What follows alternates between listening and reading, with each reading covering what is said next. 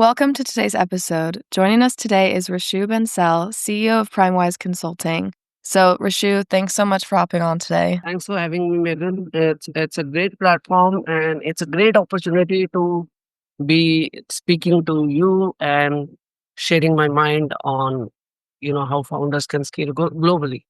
Of course. Yeah, of course. So, any audience member who's just joining us for the first time, we are Stravix, a company that helps financial firms scale revenue and operate more efficiently. So, if you want to learn how to take your business to the next level, make sure to stick around. If you're also interested in our free growth consultation, just drop the word growth in our DMs or comments down below. So, Rashu, super excited to hop into a conversation today. Let's kind of start with your mission and background. So, you've had a very impressive journey that we've talked about, and now leading Primewise Consulting. What originally drew you to product strategy and consulting? Well, the aim has been at making impact. How can I make an impact? Starting with how can I make an impact at Indian businesses? How can I help them in scaling? Because I see a lot of founders, a lot of businesses around me who were, in the need of help. If you look at a lot of founders, and then from India, we slowly scaled. And now we have been helping businesses across India, US, Europe, where I think Europe has been now our best performing market, where we have been helping a lot of businesses in Europe in scaling globally and especially to India. Many Indian businesses in scaling to Europe and many Europe businesses in scaling to India. But the how the journey began was with helping one businesses. So while I was working and before that, when I was doing my MBA, what I realized that founders have traditionally been a very tough, I would say segment, where they have been struggling a lot.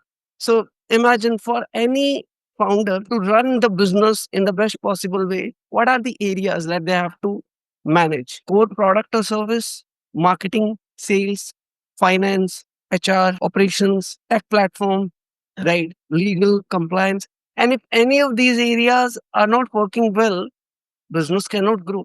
Mhm. So in large organizations, we see, many of these areas are covered, but in small to mid industries, small to mid companies, they struggle to have people in every area. And that is where the problem occurs. And they are often too much into handling a lot of things by themselves. And that's where problem occurs. So while we started for small to mid scale companies and helping them in, scaling their business from zero to one journey. And we continued growing.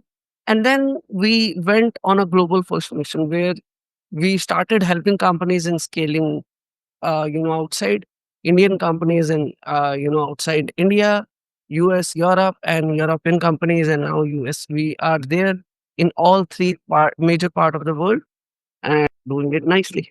Yeah, that's awesome to hear. So, I know you just mentioned scaling. So, how do you see yourself, your company Primewise, going about scaling globally? The journey has been amazing to say the least. So when we started, the focus was first on Indian market, but then slowly now that we have scaled, we have got offices in India, we have got offices in Europe, and few months before we started with our US operation at a you know good scale. So we were in US, but at a very small scale. But now we are there full fledgedly in US, Europe, and India, and globally. So we have got many European clients who we have been helping, and we have actually helped them in setting up operations in India and acting as their arm, strategic arm, right? Also, in addition to that, to help founders, to help one of the main areas where founders struggle a lot is networking, where they really need, to build a good professional networks. So Mhm. we started with Primewise Founders Club, where founders can come, network with each other, and basically find a community that is supportive for them. Mhm. Because, who better than another founder who has been through those same journey, same problem. So here is a community founders can come, ask any problems, seek solutions, seek referrals, and the community is growing strong. We launched Primewise India, Primewise Founders Club India, like it's been almost what, 7, 8 months, and community is already 1100 plus members. Wow. And we recently launched Primewise US. It's been what 1.5 months, Yeah. and even that is doing pretty well. We Yeah. already have 2 sessions, and both the sessions had great reception. And we also did the same thing for Europe as well. We had for 3 months continuous every week Europe and Indian business chapter connects, where European business owners and Indian business owners used to connect different states in India, different parts of Europe.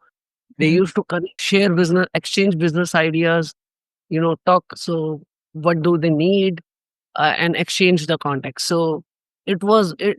So the things have been pretty great in that sense. When we talk about enabling business to scale globally, one of the main factors of that is having the right set of contacts. So that has been done, and another is so a lot of time. If I go deep into the aspect of another aspect is not make the mistakes that founders make commonly, right? The common mistakes that founders have been making in terms of like when they scale globally. So making them stop and making them have the right steps, right? That is very important. Yeah. Right. So if I talk about those mistakes, so sometimes, they have a very nice product market fit in their home country. And, I'm too good. I'm sorted. Right. And they start expanding without product market fit, think that, what will happen in the other country, or spreading too thin on marketing. That's another area. Right. Yeah. Sometimes you just copy competition instead of finding your own edge. When you do it too early, these are the kind of mistakes you can run into. Yeah, very, very wise. Great to hear that. I'm sure everyone would appreciate that advice. So, something that you mentioned kind of caught my ear a little bit. As we're talking about scaling and going globally in different countries, I talked to a few CEOs, lots of CFOs. Everyone's trying to scale, of course, and efficiently and operate efficiently. A lot of ways that people are trying to do that right now is automation and AI implementation. So, what is your head at? What is your company doing? What's Primewise doing with this? See, AI in today's time has now become a necessity. There was a time when it was optional, but now AI has become an integral part of the business. And now is the time when you have to use AI to your advantage in scaling, Yeah. right? So we have been building on the solutions where companies can integrate AI into their, day-to-day working. And at the same time, the solutions that the companies are making, there has to be AI like integrated into the overall products and overall solutions that company is giving. How can you AI to the best of the ability? Right? How can you make sure that AI is not used as, like just replacing your workforce and making you save the money? But can you use AI to improve the quality? Can you use AI to make your offering? Can you use it to reduce the turnaround time? Can you so these are the questions that founders have to answer, right? Are you using AI the right way? Yeah. Or just write me a piece of content that no one wants to see now. Yeah. Right. Yeah. This has become so important that you rely on AI the right way. A lot of time I see a lot of founders, and in fact, let me not even go there.